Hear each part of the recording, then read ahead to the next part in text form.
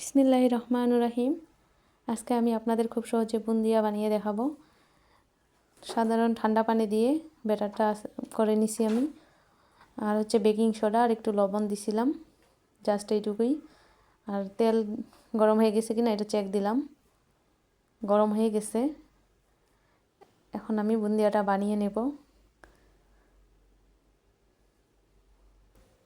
দেখেন মাশাআল্লাহ কত সুন্দর হচ্ছে।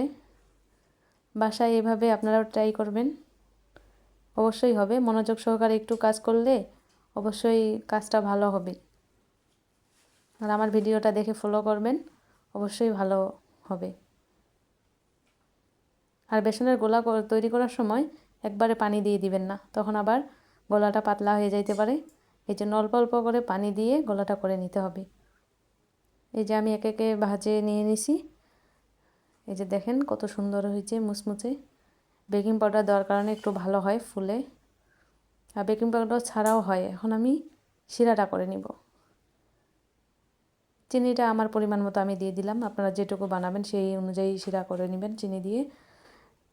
শিরাটা করার সময় অবশ্যই একটু লেবুর রস দিতে হবে, যেন অনেক গাঢ় বা আঠালো না হয়ে যায়। এই যে দেখেন ঢাকনা দিয়ে পরে আমি রাখে দিছিলাম আধ ঘন্টার মতো। দেখেন একেবারে কত সুন্দর পারফেক্ট হয়েছে।